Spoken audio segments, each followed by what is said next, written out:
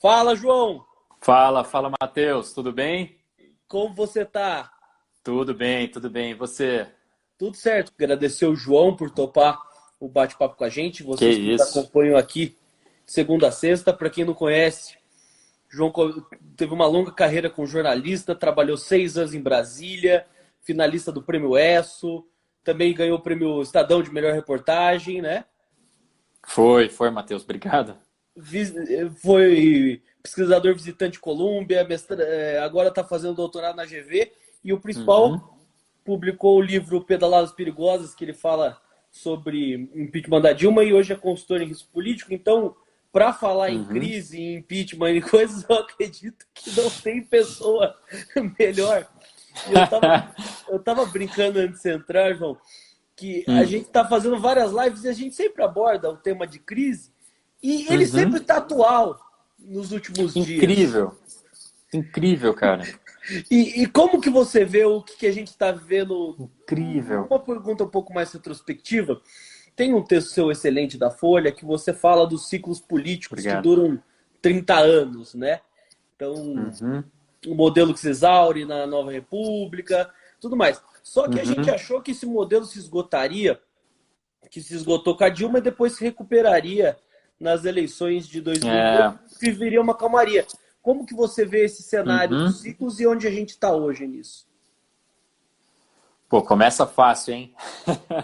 Aqui só tem Bom, pergunta Matheus, difícil. primeiro, aqui é só pergunta fácil.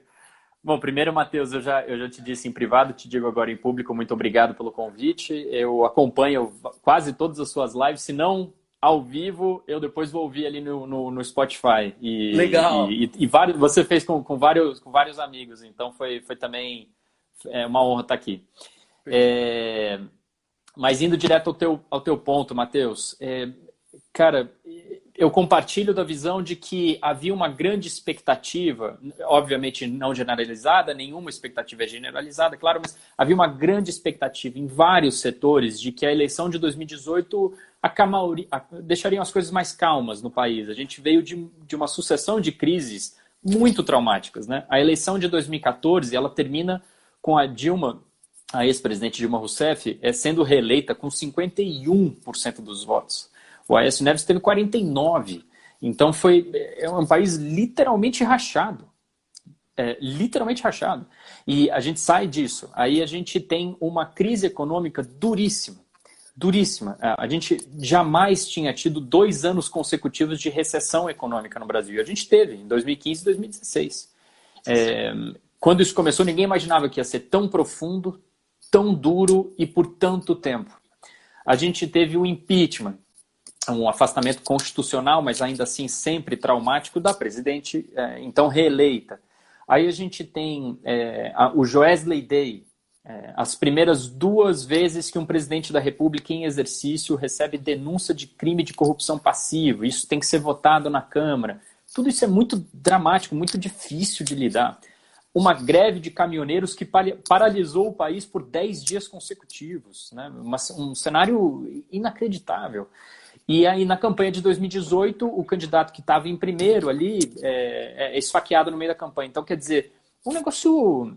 Só a descrição dos eventos, isso para não citar outras coisas que mexem também com o imaginário coletivo, como a tragédia do avião da Chapecoense, que um time inteiro de futebol Uhum. morre num país de futebol, que já tinha vindo de uma Copa que a seleção perde de 7-1 em casa. Sete a Quer um. dizer, é um negócio, assim, a simples descrição, não fiz nada aqui, eu apenas fiz a descrição de fatos importantes, né?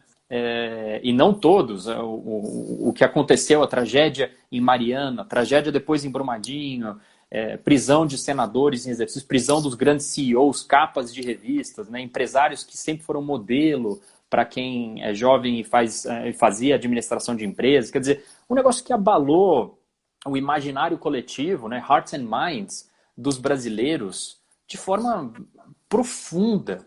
E isso não acabou, Matheus. Então, assim, sem elocubrar muito, mas é muito difícil que uma sociedade que sofre tantos baques em todas as frentes por tanto tempo não fosse estar mais ou menos como estamos hoje. É claro que tem coisas que acontecem hoje que são terríveis e que não podem acontecer. A gente já vai falar disso. Mas algumas outras questões, essa coisa da sociedade rachada, sociedade polarizada, sociedade que não consegue conversar direito, isso é um tanto inevitável. Não é legal, mas é um tanto inevitável depois que você passa por essa sucessão de eventos que eu descrevi. Mas isso ajuda a entender um pouquinho a situação que a gente está hoje, mas não explica totalmente, é claro. Mas, ainda fazendo essa questão de retrospecto, a gente vê República Velha tendo uma ruptura com o varguismo, a gente vê tendo uma ruptura João Goulart com o golpe militar, a gente vê uma ruptura democrática no governo Collor. Por que a gente vive a base da ruptura? Qual que é a sua visão disso? Nossa, é uma ótima pergunta, Matheus. Eu acho que tem duas coisas para a gente ter em mente. A primeira, e aí eu remeto ao artigo que você citou para a Folha de São Paulo, a Sina dos 30 anos. O que foi ali é um diagnóstico que vem de reflexão, claro, conversa com diferentes atores da sociedade, lideranças políticas, mas é basicamente uma reflexão a partir do seguinte diagnóstico. E essa é a primeira dimensão da resposta para a sua pergunta. A gente parece que tem realmente um ciclo de 30 em 30 anos, dá um reboot na sociedade brasileira, e a gente comete assim, rigorosamente o mesmo erro coletivo, e a gente sempre paga um preço muito alto por ele, muito, muito alto.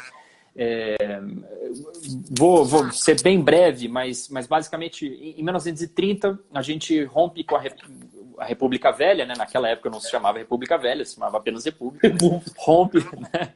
Você não pode ser contemporâneo de algo que você considera velho, né? Mas a gente rompe com aquele modelo que passou a ser chamado de República Velha. O presidente eleito nas eleições de 30, o Júlio Prestes, ele jamais assumiu. E aí, a partir de uma ruptura institucional, assume o Getúlio Vargas. Os contemporâneos de 30 se dividiram em chamar aquilo de golpe de 1930 e de revolução de 1930. Passou a historiografia como Revolução de 30, é assim que todo mundo chama hoje. Mas naquela época, quem estava vivo e pensando sobre aquilo, não era tão claro. Bem, assume o Getúlio, um rompimento institucional com o que estava colocado ali, e começa uma nova fase, né?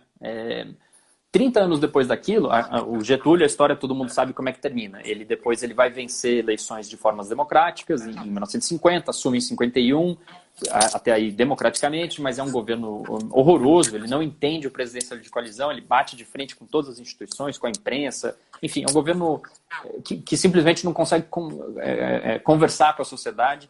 Ele sofre o primeiro processo de impeachment da nossa história, uma história que pouca gente conhece, mas é contra o Getúlio que acontece. Ele vence, mas menos de 2 meses depois ele comete suicídio, né, dando um tiro no próprio coração. Bem, 30 anos depois de 1930, a gente tem as eleições de 1960. E em 1960, vem um candidato, aluga um partido, o Jânio Quadros, ele nem partido ele tinha, ele aluga um partido para competir. Ele faz uma campanha com quase nenhuma agenda, Matheus, quase nenhuma agenda. Como que fazer uma... Como? O que é uma loucura. Rádio? Era rádio, ele viajou bastante o país. Aliás, tem uma história que é muito engraçada, embora seja bastante trágico os acontecimentos, mas tem momentos que são engraçados. Tem 2 dessa campanha de 60 que são os meus preferidos. O candidato da situação, na época o presidente era o Juscelino Kubitschek, ele botou como o candidato à sucessão dele o Marechal Henrique Lott, que foi um candidato de centro, né? O Juscelino era de centro. Chamavam ele de centro-esquerda, mas ele não era centro-esquerda. Era o Geraldo Alckmin da eleição. Exato, o centro, exatamente. Conseguia compor com todo mundo. Eu acho que era um pouco mais carismático que o Alckmin, mas não muito. E o Lott era o marechal das Forças Armadas, do Exército. Bem, e aí o Lott é o candidato. O Lott é menos carismático do que a cadeira que eu estou sentado. E o Lott faz uma campanha com momentos assim, ele vai para uma cidade do interior de São Paulo, por exemplo, Matheus, e fala o seguinte: meu grande povo, naquela época comício era muito comum, né? O rádio transmitia ao vivo, depois gravava e ficava transmitindo o dia todo, mas as pessoas iam, os comícios eram todos multidões, né? Eram épocas de multidões em estádios, multidões em concertos, multidões, porque, né, era a forma que você consumia as coisas, né? Não tinha poder aquisitivo para ter televisão, muito menos LP. Então, se você queria ouvir música, você tinha que assistir a música. Se você queria ver o político, você tinha que ver ele lá. Bem, ele estava num comício no interior de São Paulo, uma cidade, me falha a memória agora, e ele diz, é um prazer estar aqui de volta com vocês nessa cidade que eu ajudei a bombardear em 1932. Um negócio péssimo. Mas mostra bem que não era político, não sabia ser político, mas ele simplesmente falou em voz alta a primeira coisa que lembrava na cabeça dele. E a segunda história preferida que eu tenho da campanha de 60 é do Jânio Quadros, que venceria a eleição, e ele diz o seguinte, ele está lá com o comitê de campanha dele, aqui em São Paulo, capital, ele tinha sido governador de São Paulo, e aí o pessoal diz, põe um mapa do Brasil na frente dele e fala, o seu oponente, o Marechal Lott, o candidato do Juscelino, JK, tal, isso, aquilo, ele vai aqui, começam a botar grampos no território brasileiro. Ele vai viajar para cá, ele vai para cá, ele vai para cá, ele vai para cá, ele vai para cá. Aí o Jânio ouve tudo isso e eles falam, a gente não tem recurso para fazer frente para isso aqui e tal. Ele fala, não, então vamos fazer o seguinte, onde ele for, eu não vou precisar ir. Só dele ir falar, ele já me elege. É uma história muito boa. Tanto que ganhou com 48% dos votos. Um passeio. E para a época, que sem segundo turno, era uma diferença brutal. Uma diferença brutal. Foi a maior diferença até então registrada. E desde então, se você compara proporcionalmente, talvez a do Lula em 2006, no segundo turno contra o Alckmin, talvez. Eu não fiz esse exercício, mas aquela foi uma diferença também muito grande. Mas foi um negócio absurdo. E do Jânio, a sociedade quase não cobrou agenda, Matheus.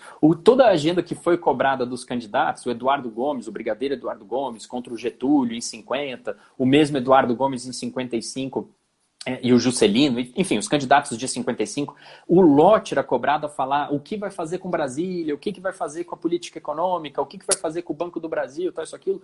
Do Jânio não se cobrava absolutamente nada. Isso é uma pesquisa simples, não precisa nem ser muito aprofundada, embora eu fiz, mas pode ser muito simples. Nos jornais de época mesmo, você vê o Correio da Manhã, a própria Folha, o Estadão, o Globo, o Jornal do Brasil, muito pouca cobrança.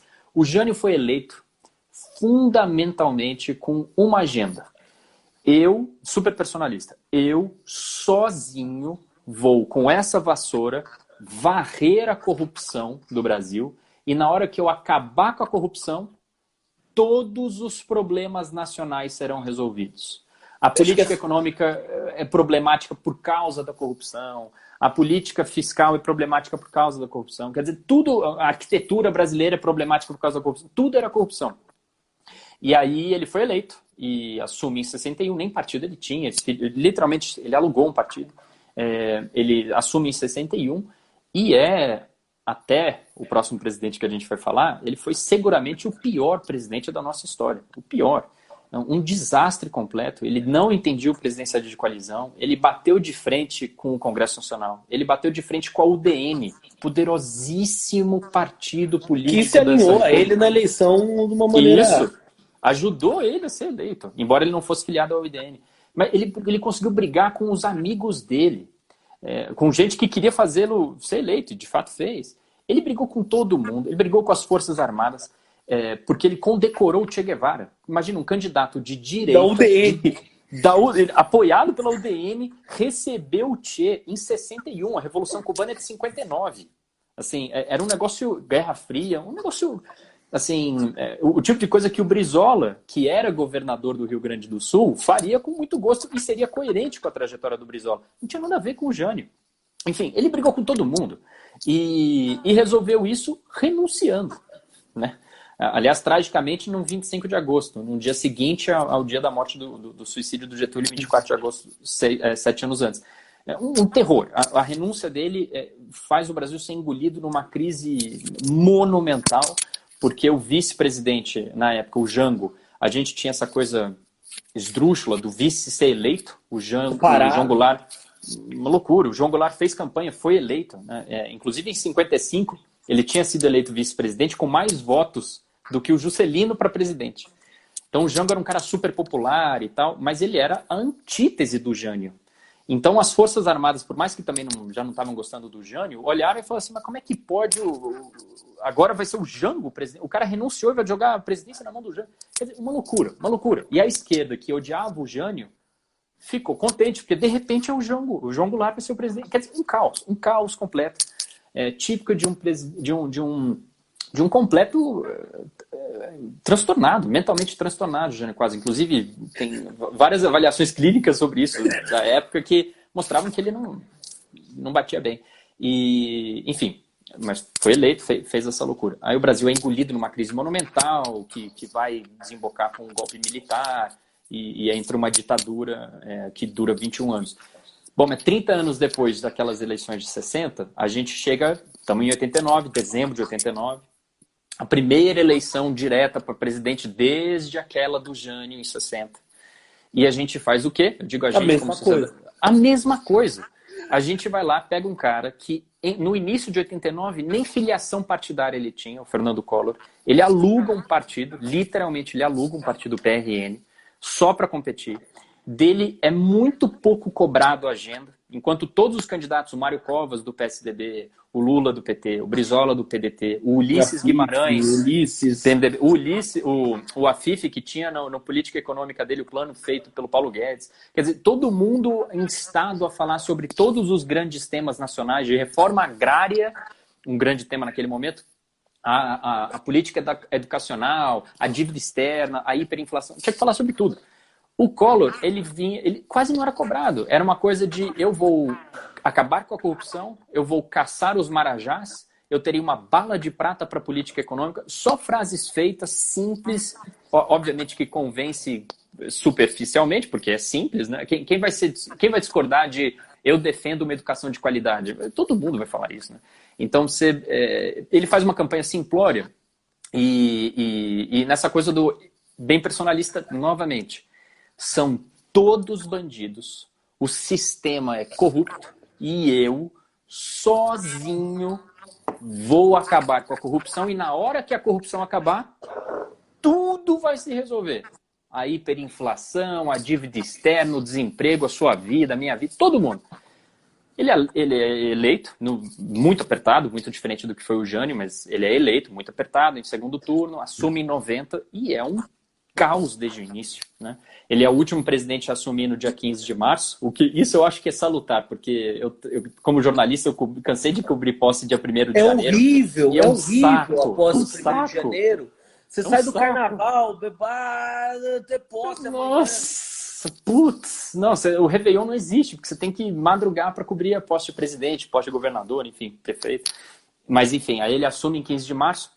No dia seguinte, dia 16, ele anuncia o plano Collor, né? Um plano flagrantemente inconstitucional. Ele bloqueia os ativos financeiros, todos os ativos de todas as pessoas a partir da remonetização. Na hora que ele troca a moeda e você não consegue acessar a nova moeda, até o limite que ele tinha estabelecido, na época eram 50 mil cruzados novos, moeda nova que ele criou. Ele confiscou, ele ficou como confisco da poupança, mas ele não confiscou apenas a poupança, ele confiscou tudo. Um trauma. A taxa de suicídio no Brasil em 1990 nunca mais foi equiparada, né? As pessoas, enfim, um trauma nacional. Ele bate de frente com todas as instituições, ele bate de frente com o Congresso, ele bate de frente com a imprensa, ele bate de frente com todos os partidos políticos, ele bate de frente com todos os governadores, ele bate de frente com todo mundo. É um governo realmente horroroso. A gente tem uma recessão duríssima em 1990, aliás, em toda a história brasileira, até onde é possível medir PIB, o ano de 1990 tem o pior PIB, foi menos 4,3%. A gente deve superar agora em 2020 por causa da pandemia, mas enfim. Aí a gente em 92 está com hiperinflação, muito pior do que quando ele tinha assumido, mais crise econômica, mais desemprego, e a gente vai para esse processo super traumático de fazer o impeachment do primeiro presidente eleito diretamente depois da ditadura militar. E aí tem o impeachment. 30 anos depois daquela eleição de 89, estamos em 2018. Peraí, eu vou lembrar o roteiro. O presidente aluga um partido, não é cobrado pela sociedade, fala que vai livrar os ratos do Congresso e se elege. Exatamente isso. E ele sozinho, sem a ajuda dos parlamentares, sem a ajuda do judiciário, sem a ajuda de movimentos sindicais ou sociais, sem a ajuda da academia, ele sozinho vai varrer a corrupção e uma vez acabada a corrupção brasileira, tudo vai se resolver. Frase simples, tem que mudar tudo isso daí. O que é isso? Não importa.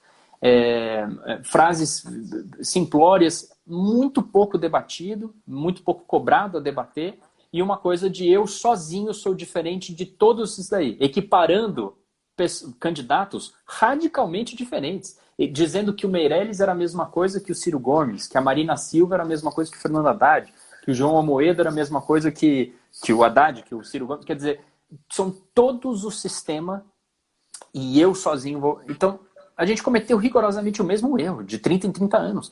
E o que a gente viu é isso, Matheus. Encerrando aqui, eu sei que a gente está conversando... Não, excelente a digressão, e eu já tenho pergunta sobre a digressão. Antes de obrigado. A gente entrar nos Não, ótimo.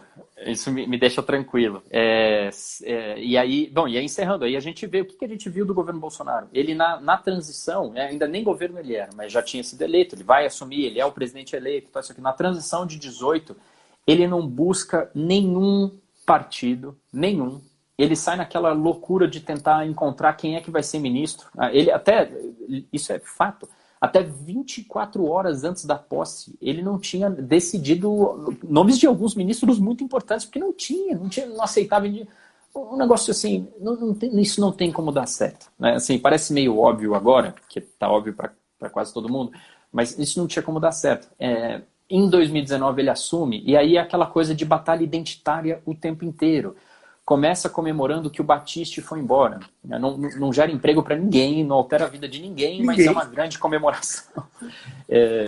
Sem querer entrar no mérito do assunto, mas é só para lembrar. Eu tinha esquecido do Batiste, mas foi a primeira. Foi uma coisa de vitória nacional. Foi tipo o Bush no Iraque dizendo vencemos a guerra. Foi tipo isso. Batiste depois do carnaval virou a polêmica do governo em fevereiro. Isso, exatamente. Entre março e julho deu uma sossegada na Previdência. Mas isso. Em julho volta com o Eduardo e todo o resto. Nossa, Eduardo embaixador. Eduardo Bolsonaro, embaixador do Brasil nos Estados Unidos. Quer dizer, e vamos lembrar outra coisa também. A reforma mais importante que aconteceu em 2019, e ainda bem que ela aconteceu, a gente pode discutir os termos, se podia ter sido um pouco melhor aqui, um pouco tal. Certamente o que aconteceu com a reforma dos militares foi um descalabro, né? Mas essa reforma, ela passou, apesar do Bolsonaro. O Bolsonaro, que não só tinha votado contra a reforma da Previdência do Fernando Henrique Cardoso, contra a reforma da Previdência do Lula, contra a reforma da Previdência da Dilma, a própria reforma da Previdência dele, ele disse para os parlamentares, assim, por mim, mulher e homem podia ficar com 60, mulher com 60 e homem com 62. Quer dizer, a reforma enviada pelo governo dele era 65, 62. Eduardo gerou confusão nos últimos dias por causa de Polícia Federal. Polícia Federal, um negócio assim, um negócio inacreditável. Bom, mas aí passou, era uma reforma...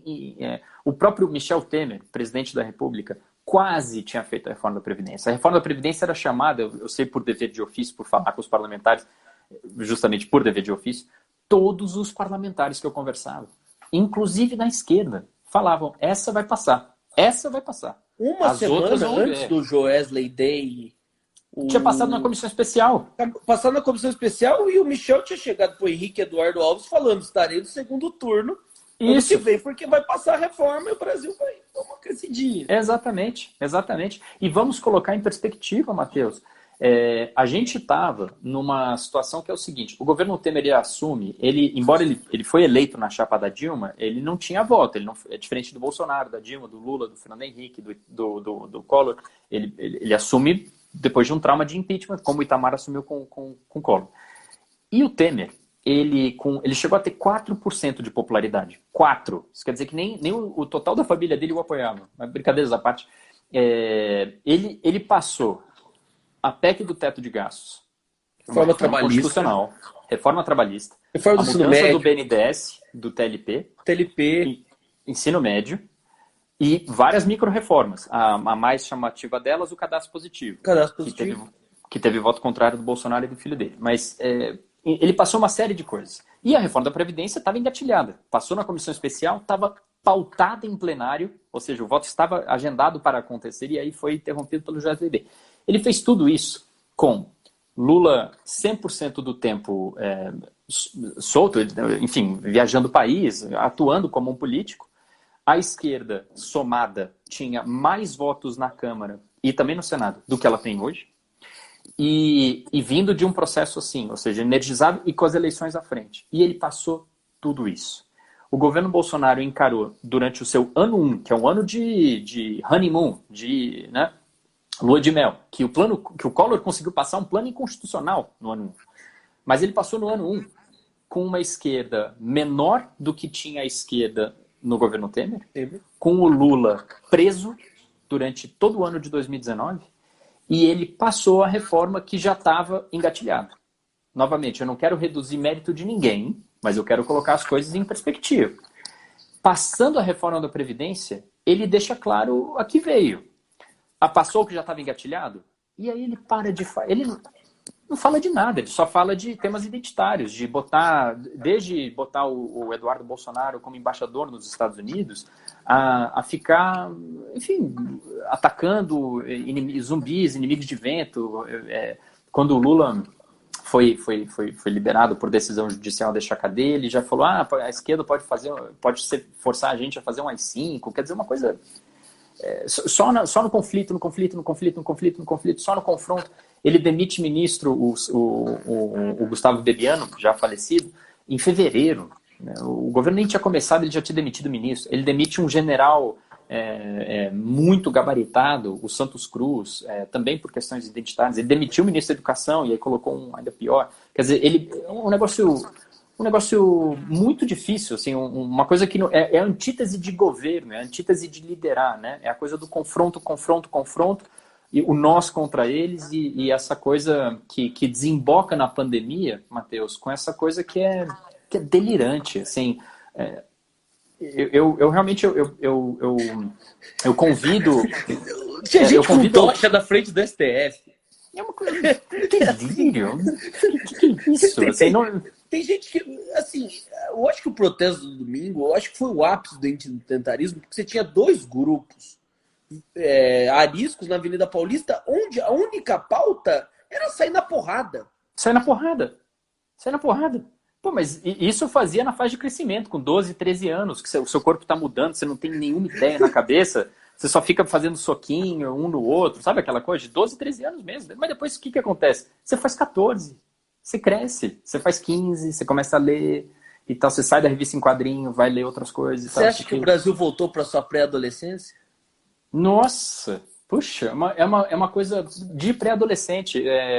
Aí eu acho que um psicanalista falaria muito melhor do que eu, mas essa coisa viril, essa coisa de ficar tendo que mostrar que é macho alfa o tempo todo, isso é coisa mal resolvida mesmo. Típica de adolescente, de pré-adolescência, na verdade. O adolescente já tem muitas coisas já resolvidas. Mas, João, para entrar na tese dos 30 anos, para sim. depois a gente voltar na conjuntura do Bolsonaro, que está muito interessante, qual que você acha que é a causa para de 30 em 30 anos a gente ter um processo quase idêntico? Você acha que... Eu tenho uma tese, mas eu acho que ela não explica tudo, que você sempre vê, entra um governo com capital político alto, ele faz uma série de reformas, queima esse capital político, não consegue fazer sucessor, entra outro governo, você tem um cenário econômico melhor, vem a gastação, Brasil quebra, ruptura. Eu acho que assim, economicamente, olhando por esse período, qual que é a sua visão? Porque essa ruptura é sistemática? A gente não conseguiu construir instituições de saúde fiscal, ou é cultural, ou uma leniência elite, é o sebastianismo. Qual que é a sua tese da ruptura? Outra ótima pergunta. Eu acho o seguinte, tem um pouco, sem dúvida, de sebastianismo, é uma coisa que é um pouco intrinsecamente humana, mas ela é um mal latino-americano, né? A gente tem muito mais do que outros países, né? Comparando. A gente tem essa coisa de esperar um grande salvador, um portador da verdade, e somente ele vai nos tirar da nossa dificuldade ou infelicidade. Eu acho que a questão da crise econômica, que é fundamentalmente fiscal, né? Ela também pode ser inflacionária como era em 60 e principalmente em 89, mas não era em 18. Mas ela é fundamentalmente fiscal, né? A gente tem um problema fiscal muito mal resolvido. Parte, eu acho, que é um pouco de falta de cidadania, de conhecimento das coisas mesmo. A gente tem muitas campanhas, você vê isso no legislativo, muitas campanhas que não passariam em prova de primeiro bimestre de economia, não é nem primeiro semestre, que é não compreender o conceito de restrição orçamentária, de sair prometendo mundos e fundos, a esquerda e a direita, de vou fazer isso, vou fazer aquilo, vou fazer tal programa, vou fazer... Tá bom, mas com que dinheiro, né? Então, vai cortar daqui para fazer aqui, aí não, cortar não dá.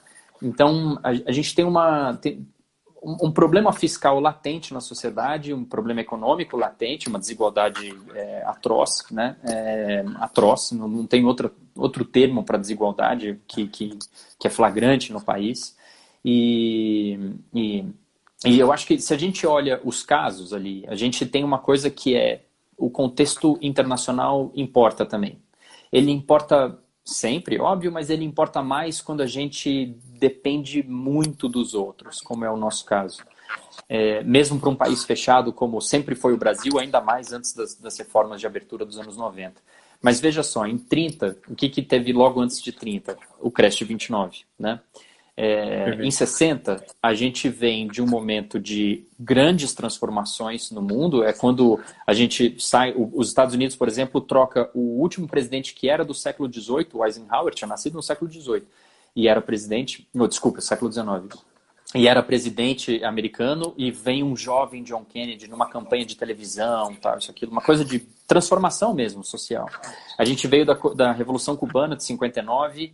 A crise dos mísseis estava batendo as portas, com a União Soviética tendo enviado o Sputnik, o primeiro artefato humano enviado para fora da Terra, em 57. Estava prestes a mandar o primeiro ser humano, o Gagarin, em 61.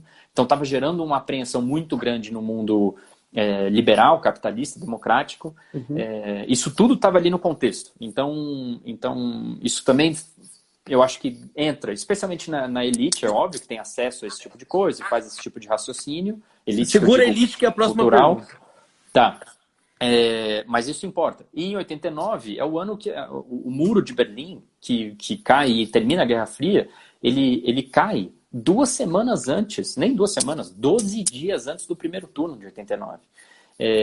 Um momento ali o consenso de Washington tão propalado, é uma reunião feita no final de 89, então é um momento que o Francis Fukuyama estava, cientista político, fim da história, quer dizer, há um grande consenso, então você tinha uma coisa meio, caminhando para uma coisa meio yuppie que o Collor encarnava, né? E que certamente não era encarnado por nenhum outro candidato. Então o contexto importa. E 18, de novo, a gente vem de Brexit, a gente vem de Trump, Le Pen crescendo, Le Pen quase ganhando, o Orbán fechando a Hungria numa ditadura, o Putin é presidente desde, sei lá, 1500. Então tem uma coisa de ruptura total, de personalismo, que tá os franceses chamam isso de espírito do tempo, né? Então eu acho que na falta de uma expressão melhor, o espírito do tempo também... um zeitgeist, exato. Então tem um pouco de tudo. Eu não sou muito de resposta simples, é por causa disso, né? Eu acho que tem um pouco de tudo. A gente tem as nossas idiosincrasias. O Jânio é o tipo de cara que só poderia ser candidato num país como o Brasil. É uma grande esculhambação, né? Então isso é bem idiosincrático, mas ele também é do espírito do tempo dele, né? E, João, uma pergunta que o Yuri mandou aqui, já estava engatilhada aqui na minha cabeça. Eu estava vendo esses dias uma entrevista do saudoso Roberto Tivita, um arquivo que eles fizeram lá da Veja, e ele fala da relação dele com o Collor, que termina de uma maneira totalmente conturbada, com o Roberto comprando briga com a elite paulistana inteira, 6 capas seguidas, pedindo a saída do presidente. Mas ele fala que também em 88 ele recebe o Collor na Abril e todo mundo fica encantado com a desenvoltura dele. Isso me lembra muito recentemente pensar que um capitão reformado do exército expulso, sindicalista, que foi a vida inteira corporativo, enganou a Faria Lima inteira. Como você vê a leniência das elites brasileiras ao processo de seja uma ruptura ou uma escalada populista do país? Nossa, excelente pergunta. Só tem pergunta boa. Essa é muito boa. Eu acho, bom, vou começar. Eu estou pensando conforme eu estou falando. A do Tivita, a do Tivita, eu lembro de ver esse depoimento dele que está nos arquivos da Abril, e é um depoimento muito interessante, porque ele até usa uma figura de linguagem curiosa, que ele diz assim, quando eu conheci o Collor, que ele falava assim, né? Conheci o Collor, ele veio na Abril, aqui em 88, exatamente a sua descrição, e ele diz assim, e eu parecia uma menina olhando para ele, né? Termos dele, tá? Então ele ficou realmente completamente maravilhado com o Collor. Tem uma coisa que é diferente do Collor e do Bolsonaro, eles são muito parecidos em várias coisas, mas eles obviamente são muito diferentes em outras. O Collor, antes de ser presidente da República, tinha sido governador de Alagoas. Nessa reunião com o Tivita, ele era governador de Alagoas. Então ele tinha uma experiência, tinha sido prefeito de Maceió, então ele tinha uma experiência de administração de executivo, ainda que, né, a gente sabe como é que era, mas que Bolsonaro jamais teve antes de virar presidente. Mas tendo dito isso, tem uma diferença que eu acho que é fundamental. O Collor até hoje, se você assistir o Collor falando hoje, as ideias são aquelas, o passado é inegável, no entanto, ele sabe falar, ele sabe se comunicar. O Collor é um grande comunicador. Aliás, em 89, eu acho que ele, o Brizola e o Covas se equiparavam em capacidade de transmitir raciocínios complexos para a sociedade, né? Cada um à sua maneira. Mas ele sempre falou muito bem. Ele tem gabarito, é uma pessoa que lê, ele tem diferentes palavras no repertório dele. Então, nesse sentido, eu acho mais crível, ainda mais o contexto ali, 88, 89, de uma elite financeira, né? Porque eu acho que é sempre bom, como fazem os sociólogos, né? Separar a elite em dois, a elite financeira e a elite cultural, né? Ter muito dinheiro não necessariamente te faz inteligente. Mas, enfim, eu consigo imaginar alguém que maneja recursos e vive disso. Ver o Collor diante de você falando, era mais jovem, o Collor tinha 40 anos de idade, 39, 88. Isso chama atenção mesmo. Ele se veste bem, fala bem e sabe falar inglês e tá numa época que ninguém falava. Então eu consigo entender um pouquinho mesmo. Com o Bolsonaro, nesse ponto, é totalmente diferente. Conheço os dois pessoalmente por ter trabalhado em Brasília, mas conheço o Bolsonaro mais porque ficava mais tempo na Câmara. E ele não consegue se expressar. Assim, isso não é uma crítica, por favor, elitista. Uma constatação. É uma constatação. Ele não consegue falar, organizar o raciocínio. Não que ele os tenha, mas o que ele tem ali, ele não consegue organizar bem. O que eu acho que aconteceu com o Bolsonaro, que foi muito diferente do que aconteceu com o Collor, é que o enamoramento da elite brasileira, parte da elite brasileira, elite financeira brasileira, elite cultural são outros 500, mas a elite financeira brasileira com o Collor se deu com o Collor. Não tinha muita expectativa de quem é que vai ser o ministro da Fazenda do Collor. Não interessa muito, porque esse cara vai escolher alguém bom. Esse cara, ele é bom, ele sabe falar, ele sabe usar gafe-faca, ele sabe se portar. Com o Bolsonaro, não. Foi uma coisa meio assim... sabe assim, ele é tosco, ele é isso aí mesmo, mas ele tem o Paulo Guedes. Então, o Paulo Guedes, eu acho que ele serviu de ponte mesmo. Narrativos que ele iam trazendo. Né? Exatamente. Ele não tinha quase nenhum outro. Na campanha não se sabia quem seria ministro da Educação, ele mesmo não sabia. Não sabia o que seria ministro da Saúde, não sabia o que seria... Trocou, né? Trocou? 3 meses de governo. Olavo brigou. Isso, não, e aí botou aquele camarada colombiano e Félix, e já tinha esquecido o nome dele.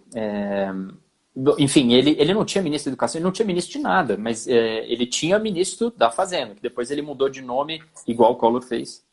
O Collor também juntou todos os ministérios da Economia sob o Ministério da Economia, deu o nome de Ministério da Economia e deu para Zélia, né? E aí, em maio de 91, ele troca e volta para ser Ministério da Fazenda. Então, aí o Bolsonaro fez a mesma coisa. E aí, o Guedes ofereceu isso. Então, o Guedes deu uma coisa de...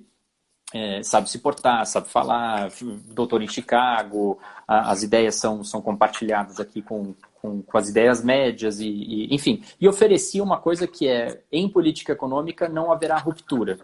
E, de fato, não houve.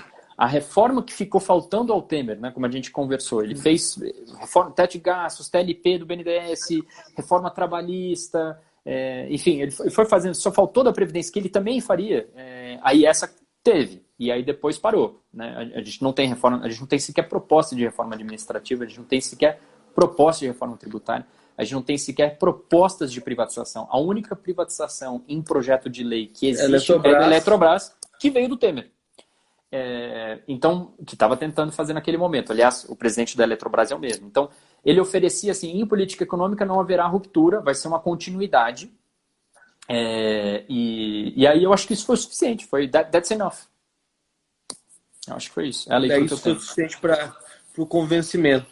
Mas, convencimento, João, eu lembro que quando o Moro saiu, ele ficou todo meio não entendendo o que estava acontecendo, não sabia por onde entrar.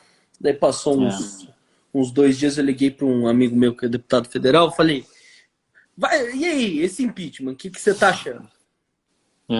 Logo após a saída do Moro. Ele falou, Matheus, eu estou no meu 2º mandato. No mandato passado eu vi o impeachment da Dilma, a ascensão do Michel. Ele me deu o seguinte fato. No impeachment da Dilma, a gente tinha apoio do setor da economia real, do setor financeiro. A gente tinha uma popularidade baixa por parte da presidente. A gente tinha um crime de responsabilidade concreta, apesar de ele achar esse o ponto menos relevante de todos. E o principal, que a gente tinha um vice-presidente que estava articulando esse processo de impeachment, tanto que ele fala, a gente sentiu uma mudança muito nos últimos 5 dias, quando o Michel entrou em campo e prometeu pro PP e pro PL e pro PSD, que foram os primeiros partidos que agora o Bolsonaro leva para a base, a manutenção do Kassab, o Ministério da Saúde, e conseguiu a maioria dos votos dos partidos, mesmo até que rachando a base em alguns estados, tanto que até o Ciro Nogueira, que tinha sido ministro da Dilma, vota o impeachment da própria Dilma. Pelo impeachment, exatamente. Como que você vê o caminho? A gente, apesar de toda a nossa digressão ter levado que o Bolsonaro caminha por uma atitude autossuicida de brigar com os governadores, de brigar com o Congresso, de brigar com o STF. Todos ao mesmo tempo. Todos ao mesmo tempo. E como que você vê essa composição, dado todas essas dificuldades que eu coloquei de um impeachment? Está perto, está longe? O que difere do Collor? O que difere da Dilma? Ótimo. Matheus, primeiro, só para pensar que foi um ponto que a gente conversou também do discurso delirante. Né?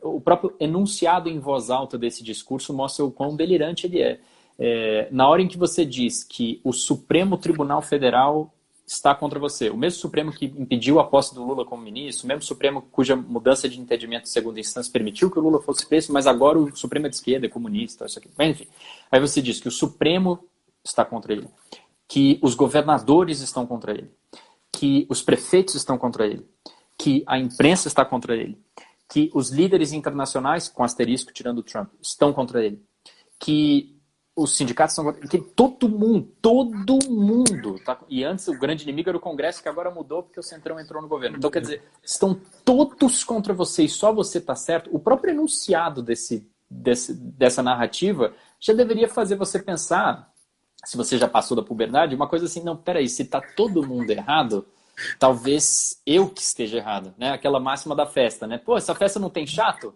Então, chato sou eu. Mas tendo dito isso, sua pergunta é muito boa, porque o que aconteceu ali no caso da Dilma, que eu vivi, estava lá, e vivi aquilo muito intensamente. Ela tinha uma fuga de coalizão, era uma presidente de maioria parlamentar que virou uma presidente minoritária no Congresso. A Dilma, no primeiro mandato, ela tinha, sem brincadeira, a maior base parlamentar da história da Terra. Ela tinha 22 partidos na base da Dilma. Tanto que avançou a agenda dela. A gente não vai entrar no mérito da agenda, mas a agenda avançou. Isso. A agenda, ela não teve nenhum obstáculo no Congresso para passar nada. Começou a ter no finalzinho do primeiro mandato também, por conta da postura dela, assim, contexto de crise e tudo mais, mas enfim. Mas chegando no segundo mandato, ela consegue alienar o próprio partido mãe, que era o PMDB, ali debaixo na vice-presidência do Temer. Então ela teve... ela ficou em minoria parlamentar, ela estava profundamente impopular. Associado a isso, ela tinha manifestações com multidões no país inteiro contra ela, pedindo o afastamento dela, que é diferente. Você pode ser impopular, mas não ter gente necessariamente na rua contra você. É o caso do Temer. Ele conseguiu ser mais impopular do que ela, na mesma cronologia, mas no dia 1º de agosto de 2017, quando a Câmara votou a denúncia de crime de corrupção passiva, se a Câmara aprovasse a denúncia, ele estava fora da presidência naquele mesmo dia 1º. Não tinha ninguém na rua. Para não dizer que não tinha ninguém, tinha um cara na esplanada. Aliás, um mineiro de Ponte Nova, que é a cidade do meu pai. Tinha um cara, não tinha mais ninguém. Então, a Dilma, não só ela era impopular, como ela tinha multidões na rua contra ela, e em minoria parlamentar, crise econômica gravíssima, como a gente conversou. Então, era uma tempestade perfeita. E, por fim, esse ponto que você disse, que é fundamental, mas não é suficiente. Todos esses pontos são fundamentais, mas isolados não são suficientes. Você tem que ter todos ao mesmo tempo, que é o vice. O vice tem que oferecer para o parlamentar, porque não importa no impeachment, a minha opinião, a sua, a de quem nos assiste aqui, por mais importante que nós somos como sociedade, claro, ir para a rua, tudo isso porque tem grande importância. parte do Congresso não tem voto de opinião. É isso, é o Congresso. Quem abre processo de impeachment, isso é leitura de Constituição brasileira. Quem abre processo de impeachment é o Congresso, é a Câmara, quem julga é o Senado. That's it. Então, você precisa ter o vice oferecendo para esses deputados e para esses senadores um escape route. Eu vou tirar esse presidente, você vai assumir, o que você vai fazer? Se você oferecer um caminho factível para os deputados e senadores, qualquer que seja esse caminho, aí rola. Tudo com todo o resto favorável. É importante a gente lembrar que o quórum que a Constituição demanda para impeachment é o maior quórum que tem na Constituição. Você precisa de mais deputados e mais senadores para afastar a presidente do que para uma PEC, por exemplo, que já é um quórum elevadíssimo. Então, o Constituinte de 88, ele aumentou o quórum. A gente sempre teve impeachment na nossa Constituição. Mesmo a ditadura tinha impeachment. A de 67, a Constituição de 46, a Constituição de 34, a Constituição de 1891, até a do período do Império tinha impeachment. Mas o maior quórum é de 88. Então, para você ser afastado por impeachment, você tem que estar numa brutal minoria parlamentar e todo o resto, né? E foi o que aconteceu. Tanto com o Collor, que era a mesma Constituição, de 88 já, quanto com a Dilma. O Bolsonaro, nós estamos numa situação de crise econômica. A gente nunca pode esquecer, Matheus, que antes do primeiro brasileiro ter transmissão comunitária, né, pegar o Covid-19, antes desse cara, ou mulher, agora eu não lembro, mas antes do primeiro brasileiro ter o coronavírus no Brasil, em 2020, nós já vínhamos de uma economia que conseguiu crescer menos do que anos de baixo crescimento, 2017 e 2018, sem ter um fator exógeno explicativo, como uma greve de caminhoneiros com o Joesley Day. Cresceu nada. Cresceu 1%. Nada.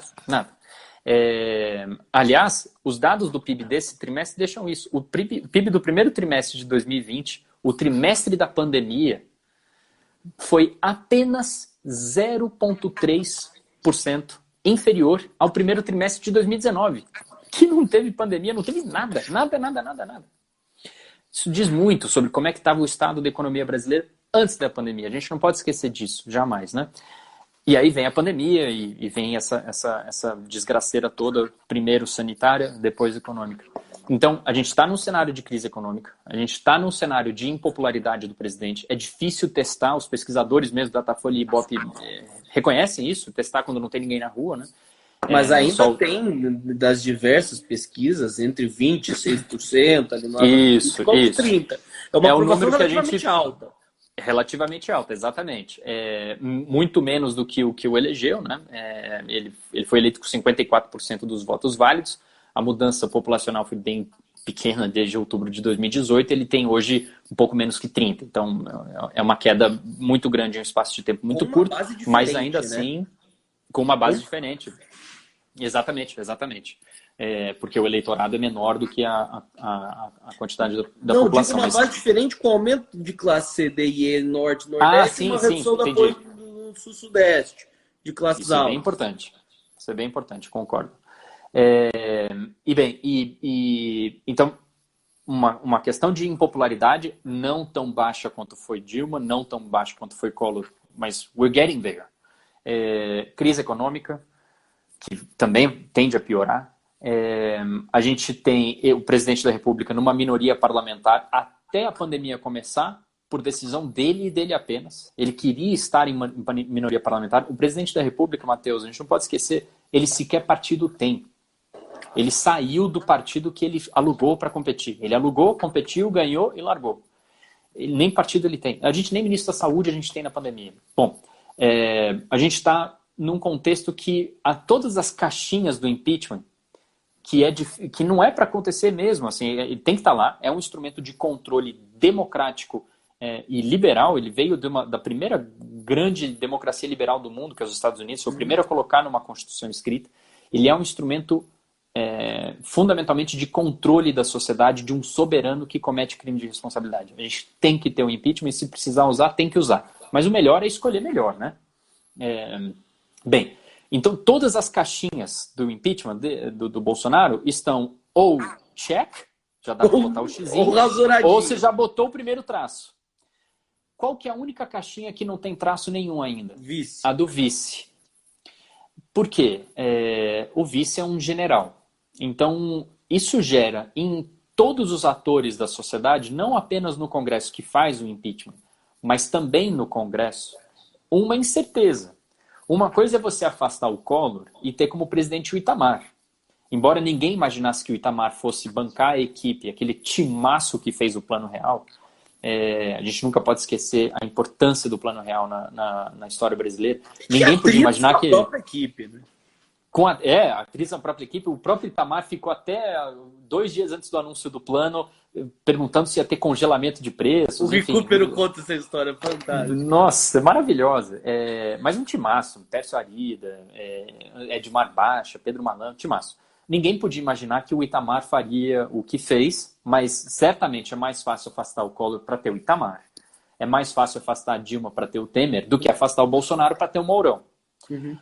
A gente está nesse momento. Hoje é 1º de junho, a gente está nesse momento. A sociedade começou a formar as primeiras frentes amplas. Isso é muito interessante, não só rico do ponto de vista analítico, falando como pesquisador, mas também instigante, falando como cidadão aqui contigo. Uhum.